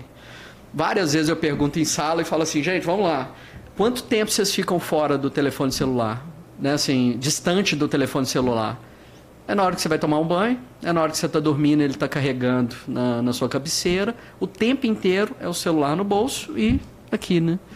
Eu faço uma pesquisa, né, numa das instituições com jovens da geração Z e um pedaço da geração Alfa com seus pais, né, via seus tutores. Só uma curiosidade, a faixa etária lá de seus alunos são qual que é a idade? 19 para cima, né? Tá. 18, 19 para cima. E de pós-graduação, 25, 30. Em algumas turmas, uma média ainda mais alta, né? Mas o que eu conduzo nessa... Eu via alunos, né, de pós-graduação, que são os pais, tutores, tios, eles entrevistam jovens. E aí uma das perguntas se refere ao tempo de uso do celular de um jovem, vou colocar numa média ali, de 16 anos. Quantas horas você acha que eles descrevem ali, tempo de tela por dia? Ah, deve ser 19 anos? Vamos colocar 16 anos. 16, 17 deve anos. ser muito. Dá um número, assim. 16 horas? Não sei, talvez. Não, assim, o que eles relatam? Eles relatam o seguinte, alguns falam que ficam 12 horas de tela por dia. É uma loucura. Alguns falam que vão dormir de madrugada jogando games. Relatam, né? Assim, os que dormem, né? Os que dormem, né? Os que dormem, né? E muitos, a média de tempo de uso de tela por dia é 8 horas. O que significa isso, né? Ele acorda de manhã, ele vai para a escola, passou ali 4, 5 horas. Ele tem um gap ali ao longo do dia. Mas parece que, eu não sei, mas parece que a escola acho que pode levar celular, não tem um negócio assim ou não? Eu não sei. Tá uma grande discussão. Tá uma grande discussão. Que até na escola, se o cara for ali no recreio, sei lá, vai estar usando, né? Vai estar usando, isso. Mas assim, né? Pegou ali meia hora, né? Se for um bom aluno, ele vai usar só no recreio, né? Se for do fundão... Se for do fundão, ele vai estar no WhatsApp ali dentro de sala mesmo, né? Ele vai estar fazendo alguma coisa ali, né? E esse número assusta, né? Porque é um tempo de falta de convivência aqui para algo digital. E isso impacta, né? Impacta nesses aspectos, né, que você falou, né? Tem uma pesquisa inglesa que foi muito interessante, mostrando que desde 2010 vários índices subiram assim, numa curva vertiginosa, né? Então, índice de ansiedade, de depressão, de suicídio, aumentou incrivelmente. 2010. Qual que é o corte de 2010? É a geração alfa ou geração iPad, que é também chamada de geração iPad. Aí vou contar um aspecto que talvez você já tenha reparado, né? Há muitos anos, né, você entrava num restaurante, o restaurante era uma bagunça, né? Porque você sentava lá para comer, né, com sua esposa, namorada, né? Barulho. Aí vinha uma criança, aí julgava um negócio, porque não tinha aquela cultura de parquinho ainda, né, e tal, mas vinha um menino brigando com o irmão, né? Puxando brinquedo, não é isso? Jogando prato, gritando, né? E o pai desesperado, né, porque queria um momento de paz, né? De uns anos para cá, como é que é ir para restaurante? Você senta tranquilo, não é isso? Você olha para o lado, tem uma família, a família comendo tranquilamente, as crianças com o celular ou um iPad no colo e todo mundo feliz, né? Mas apresentando, né, para os jovens, paulatinamente, uma série de problemas para hoje e para o futuro, né? Então nós estamos numa transição muito interessante, porque nós temos vários pontos, né? Esse plano de país, esse plano de futuro, esse plano de país, uma geração que não foi educada para o digital, eles não foram educados para o digital, eles não estão sendo educados para a IA, para a geração da IA. Né? Caiu de paraquedas, né? Eles não sabem fazer uso, né? Um bom uso das tecnologias, às vezes é tudo muito superficial, e eles, né, vão enfrentar um futuro, e aí só mais um dado, né, assim... A década de 80, nós éramos um país adolescente. A média de idade do país era ali, talvez 18, 19, 20 anos. A média de idade. Éramos um país adolescente na década de 80. Hoje, nós somos um país maduro, jovem. Nós temos uma média de idade, se não me engano, em torno de 33 anos, é a nossa média de idade. Ao longo dos anos, segundo algumas pesquisas, nós vamos ter a maior curva de envelhecimento de vários países, nós vamos ter a maior curva de envelhecimento. Então, a partir da década de 30, 40, 50, nós seremos um país de idosos. Então, lá em 1950, em 2050, se não me engano, 1/3 da nossa população vai ser acima de 60 anos. Aí, vamos configurar um cenário, né? Brasil comercializa commodities. Né? Nossa veia é commodity. Nossa veia não é vender tecnologia. O mundo está acelerando na tecnologia, está acelerando na inteligência artificial. Né? China puxando, Estados Unidos puxando, outros países puxando. Nós somos ainda um país jovem. Nós temos que fazer uma série de ajustes para que lá na frente nós continuemos um país competitivo, pujante, trabalhador, gerando riqueza, para poder manter o próprio país. Então, né, a questão de futuro, né? Esses jovens de hoje vão ser os adultos de amanhã, que vão ter que, entre aspas, suportar um país de idosos. Né? Então, nós temos uma bomba que está se armando para os próximos anos. Alguém vai ter que descascar, né, essa batata, né? Porque ela tá se apresentando, né? Ainda não é plenamente visível, mas alguém vai ter que... Alguém, ou a sociedade civil, nossos pais, juntando com a escola, né? Fazendo todo um mutirão, porque a gente vai ter que educar uma geração para esse futuro que vem por aí. E isso que você falou... Ô, gente, olha, eu queria falar o seguinte... Tem muito assunto, dá para fazer aqui... dá para fazer aqui uma minissérie. Com certeza isso foi só a abertura, né? Foi só a abertura aí do nosso tema. Nós vamos voltar aqui por diversas vezes, né? Se ele puder, né, nos dar a graça de vir aqui mais uma vez e por várias vezes, porque tem... Gente, esse assunto, assim, dá para ficar aqui o resto da vida, porque tem muita coisa. O livro é muito legal. Poxa, eu queria falar tanta coisa aqui, mas nós vamos deixar aí para os próximos capítulos e já te agradecendo. Ô Marcos, eu sei que é uma dificuldade, né? Tudo que a gente comentou, tudo que a gente falou, especialmente você que é um especialista da área, né? E está envolvido muito com isso, né? Agora, sim, como é que, já a gente entrando, vamos dizer assim, para um final aqui do nosso bate-papo, queria te deixar perguntar, né, duas questões. Primeiro, existe no Brasil, né, algum movimento nesse sentido, pensando isso, trabalhando isso, colocando a mão na massa e tudo? E uma outra pergunta, quando eu vou assim, às vezes você vai nos rincões do Brasil, né? O Brasil é um país continental enorme, você tem lá Nordeste, enfim, o sertão, são tantos vieses, né? E eu fico vendo, às vezes o Brasil tem deficiências primárias. A pessoa está precisando comer, não tem o que comer. Não tem ali água, não tem água encanada, não tem luz. Isso não precisa nem ser rincão, não. Você vai aqui, não tem água encanada, não tem esgoto, não tem nada. Às vezes a pessoa está vivendo num submundo ali e não está pensando nisso, né? Então, a pergunta que fica é o seguinte: existe primeiro alguém, algum estudo, algum grupo, algum governo, alguma empresa, alguma coisa pensando nesse modelo, e o que a gente pode fazer para o futuro, primeira coisa. E segunda coisa, qual que é a solução? O que nós, como sociedade, porque o brasileiro também tem maneira de terceirizar. Não, eu não vou mexer isso aqui é educação, o Estado é que tem que dar. eu já pago muito imposto, não. Furou aqui o buraco aqui no passeio, a prefeitura que tem que arrumar. Então a gente fica terceirizando. O que nós, como cidadãos, nós, como sociedade civil, pais, filhos, irmãos, netos, a origem do ser humano é muito simples, né? É a concepção de um homem e de uma mulher. O ser humano ainda não conseguiu desenvolver vida.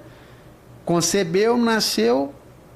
Então, nossa responsabilidade, nós somos seres humanos. O que nós, nesse sentido, podemos fazer hoje? Fala, não, eu posso fazer isso e posso mudar o mundo, posso ajudar, pelo menos, a quem mais próximos e tudo. Então, acho que essas duas questões aí.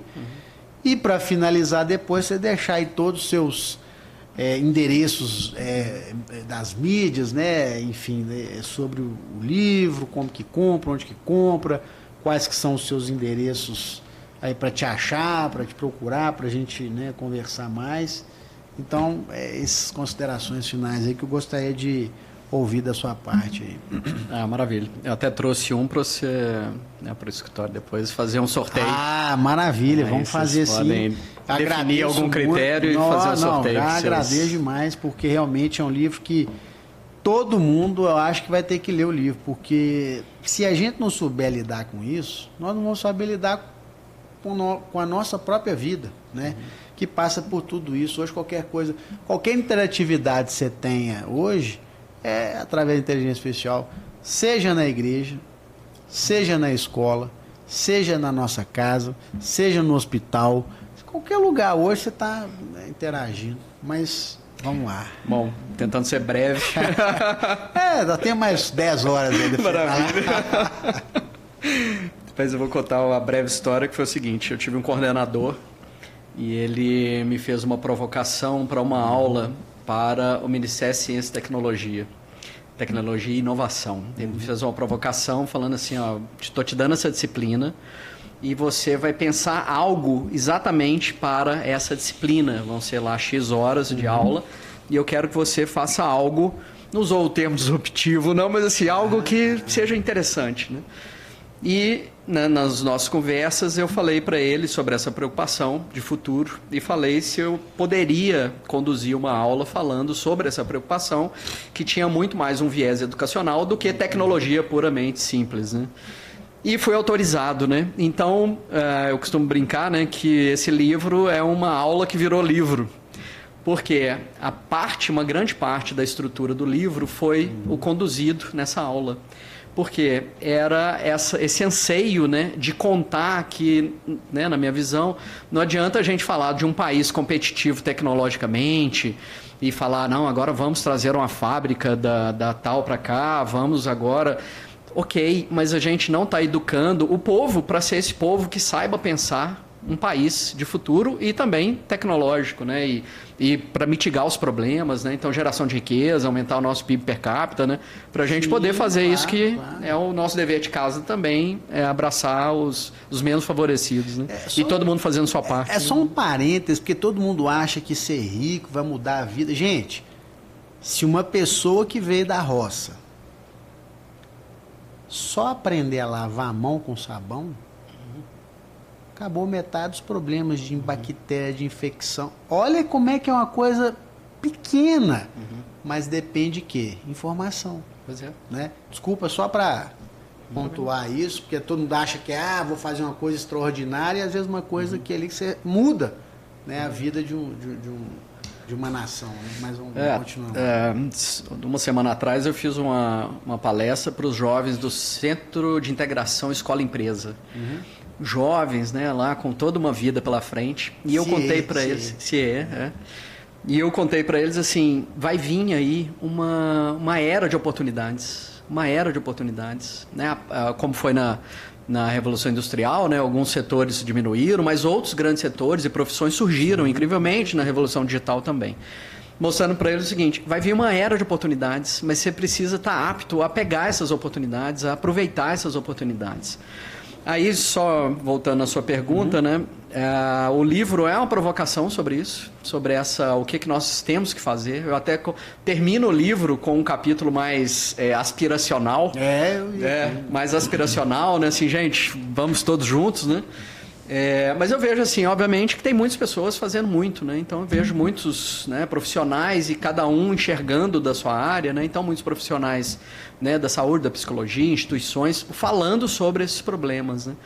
A minha sensação é que a gente ainda precisa ter uma conscientização geral, enxergar o panorama como um todo e começar a criar soluções, né, em conjunto ou assim, orquestrado, né? Podem ser pessoas fazendo suas iniciativas individuais, instituições, mas talvez criar orquestra, né? E talvez achar quem vai ser, né? Esse maestro que vai, né, fazer a orquestrar tudo isso, né? A sensação é que, né, nós precisamos fazer esse ajuste, né, para poder ter essa estrutura amarrada, né, para, né, mais uma vez, todos pensarmos, né, nessa geração de hoje, quais são os impactos da tecnologia na geração de hoje, como mitigar esses impactos e preparar esses jovens para aproveitar uma era de oportunidades que vai começar cada vez mais se intensificar, né, no assunto de inteligência artificial, mas que nós estamos só nos primeiros instantes, né, de uma grande revolução, né? E você acha que tem alguém, claro, assim como você, que já está trabalhando esse assunto, esse tema, você acha que isso é uma coisa assim que está sendo trabalhado no Brasil como talvez uma política, alguma coisa assim, ou você acha que está meio perdido aí? Ou tem pontos isolados, instituições privadas, escolas, alguma coisa? Você acha que tem algum senso comum trabalhando nesse assunto? Ou você acha que ainda está muito disperso? Assim... Mais prático, vamos dizer assim, né? Seria pretensão eu falar que não tem, né? Assim, não tem, ou que tem... Porque você está aqui falando sobre isso, com certeza mas fala tem, assim, né? Muitas iniciativas, né? Mas eu vejo, por exemplo, assim, né? Nos últimos 4 anos, talvez 2018, foi reformulado, né, uma série de estratégias para o ensino médio. Então, virou lá a BNCC, né? Base Nacional de Curricular. Virou um novo arranjo. Mas, né, assim, tem boa intenção? Tem boa intenção. Mas na hora que, né, eu como pai, né, assim, aí eu tenho várias camisas aqui, né? 20 anos de graduação, interessado no assunto, pai, professor, né, empreendedor, né, curioso em vários assuntos, né? Nessa hora eu vejo que já começa com algumas defasagens, né? Como o assunto, né, a ponta do iceberg, inteligência artificial, é muito recente. Está todo mundo tentando entender ainda, né? Assim, deixa celular dentro de sala de aula ou vamos banir o celular? Pode usar o ChatGPT ou não pode usar o ChatGPT? Né? Aí instituições de grande monta hoje estão se perguntando assim, como é que vão ser as provas de amanhã? Porque não adianta mais a gente fazer uma prova, o aluno entrega um texto maravilhoso, o ChatGPT não faz mais sentido. Até o modelo de prova a gente vai ter que mudar, né? Em pós-graduação a gente vai ter que repensar, né? Então eu vejo o seguinte, né? Por exemplo, há um mês atrás eu tive na Universidade Intel, em São Paulo. Fiquei muito bem impressionado, com o modelo de escola, com a, né, carga horária, grade, alunos, entusiasmo.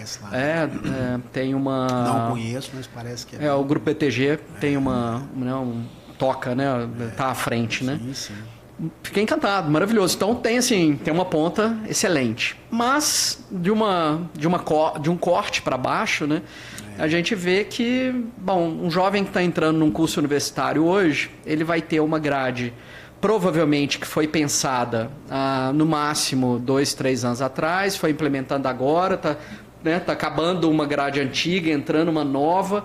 Aí ele coloca o assunto inteligência artificial numa matéria, no 7º período, para o aluno se conectar no assunto, mas o modelo de pensar, aí eu não vejo grandes mudanças. Assim, sendo bem sincero, eu não vejo grandes mudanças. Eu vejo que a gente segue aquele modelo pautado e calcado na Revolução Industrial e a gente vai seguindo com enxertos, né? Assim, vamos colocar uma matéria disso, vamos colocar aula de empreendedorismo no ensino médio, mas a mente ainda continua preparada para uma era que está se despedindo rapidamente, né? Assim, e além de ler, né, assim, o seu livro, que a gente possa ter mais informações, o que na prática a gente precisa fazer ou pode fazer para que a gente possa melhorar, vamos dizer assim, né, esse amanhã digital? Como é que a gente pode influenciar em casa, na família, o que a gente precisa aprender, ou como aprender, o que você acha, assim, se você pudesse nos dar aqui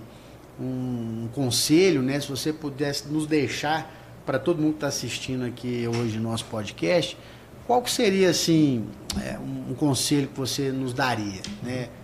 O que você acha que a gente poderia, né, fazer para melhorar, para ajudar, enfim, o que você deixa de mensagem aí para todo mundo que está nos acompanhando aí? Bom, vários recados, né? Assim, né?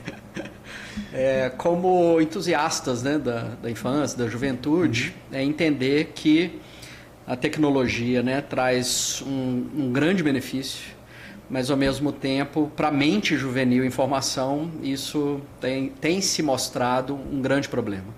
Então, né, um adulto hoje, né, que tem jovens ao redor, fique atento, né? Né, porque hoje assim, é como se fosse assim, controle parental. Não, eu tenho controle parental, 3 horas, eu, né, ponho tempo, eu vejo que ele viu não sei o que e tal. Mas é mais sutil do que isso, né? Então, aproximar, conversar mais, né, entender as dores, né, dos jovens de hoje, né? Eles, assim, os jovens de hoje estão ansiosos, de modo geral, né? A gente tem que lembrar que a gente passou pandemia, né? Os adultos sofreram, mas imagina você entrando na vida adulta, né, na transição, imaginando, né, e muitas vezes até de forma muito intensa, né? Ah, não, vão vir outras pandemias, vão vir não sei o quê, né? Pra gente enxergar uma guerra, você tinha que ligar o Globo Repórter, né? Hoje, que nem sabia que estava tendo. Que nem estava sabendo, né? Não impactava em nada aqui, né, diretamente, mas hoje um jovem, nos Reels ali do Instagram, já começa a ver notícia de guerra, de mazelas do mundo. Então, primeiro, fique atento, né? Fique atento, se aproxime, entenda que nós temos um elefante na sala, né? Recado amplo, né? Para os pais, especificamente, né, tem algumas características, algumas habilidades, né, das crianças, né? Então, suas filhas, né, 3 e 5, 2 e 5? 2 e 5. Elas estão ainda naquela fase de incentivo à curiosidade, incentivo à imaginação construtiva, né, de criar, incentivo a várias habilidades. Né? Tomara que até lá, né, os arranjos tenham mudado, mas de modo geral, Fundamental 1, Fundamental 2, aí entram as matérias que importam, né, que interessam, né? Então ele vai se despedindo de algumas coisas que são importantes e ele é apresentado para as matérias que importam, né, que física, matemática e as ciências, né, depois no ensino médio vão se transformar em outras. Então, fique atento, né, pai, que algumas qualidades, algumas habilidades vão ser altamente necessárias no futuro. Uma delas, criatividade, iniciativa, curiosidade, iniciativa, né? A gente como empreendedor, né? Nossa, isso ninguém pede, né? Você tem que ter iniciativa para fazer, né? Sim. Os jovens vão ter todo um conjunto de ferramentas nas mãos, mas se ele não tiver iniciativa, ele não acessa. Então, pai, né, fique preocupado, inclua nas suas preocupações, né, alimentação saudável, né, assim, calorias e etc. Mas inclua também como fazer um filho com iniciativa, como é que ele busca, né, as coisas e não tem tudo nas mãos, como é que ele ainda se torna um jovem curioso, né, assim, essa curiosidade que vai com o tempo, né, se transformando só em preocupação com a nota, né, então fique atento, né. O aspecto que eu mencionei, né, da literácia, né, digital, né, então não falar sobre tecnologia, é ensinar a tecnologia e as suas reentrâncias, né? Então, pais, né, se preocupem em ensinar que não existe almoço grátis, né, que quando o serviço é de graça, o produto é você, né? Os jovens têm que saber disso, né, que eles são monetizados de alguma forma, a atenção do jovem nas redes sociais é o que paga a rede social grátis, né, para ele, né? Então, vários aspectos que eu acho que os pais podem ficar atentos, né? Aqui ressaltei alguns deles. Né? Bom, gente, infelizmente, né, estamos chegando aqui ao final, mas eu gostaria de agradecer muito, Dr. Marcos Brezo, o seu tempo com a gente aqui, um tempo de qualidade. Espero que você tenha aprendido bastante aí, mas é um assunto amplo, né? E eu gostaria de pedir agora para que você deixasse aqui o seu endereço, o seu contato, para as pessoas, né, pudessem ter mais informações e especialmente hoje, que às vezes eu vejo tantos pais, às vezes você vai num psicólogo, um terapeuta, um psiquiatra, querendo saber o seguinte, e aí? O que eu faço? Pra onde que eu corro, remédio não está adiantando só, tem que saber o seguinte, como é que realmente na parte eu vou fazer. Então você pode ter acesso direto ao Dr. Marcos aqui E gostaria que você deixasse aqui, já te agradecendo, muito obrigado, né? E você também que nos acompanha, muito obrigado pela sua audiência, né? Por todo o tempo que você tem aí participado com a gente. E se você gostou, deixa o like, marque e compartilhe. Muito obrigado, meu amigo. Felipe, lembrando que é doutor em design, né? A doutor é sempre doutor, né? E é um título que eu nem uso com frequência, né? Mas assim, né? Porque senão vê você falando, né, de algumas características, remédio, falar, é doutor, né? Deixa eu pedir ele. E até os índices de prescrição de remédio e vários, né? Ao longo dos últimos anos aumentou incrivelmente, né? Mas, né, tem um site, tá na Amazon, então o livro, né, o Pai Pesquisando, Geração IA na Amazon, tá geraçãoia.com, então é um site que foi feito para, né, também favorecer a venda. Tá. Tem o meu Instagram pessoal, que eu falo, né, e mostro algumas adiantos, né, da inteligência artificial, que é Marcos Breder, Tá. né, @Marcos Breder, tracinho embaixo, né, um underlinezinho, tracinho embaixo ali. Tá. Marcos.Breder ou Marcos Breder? Marcos Breder. Marcos Breder, tracinho embaixo.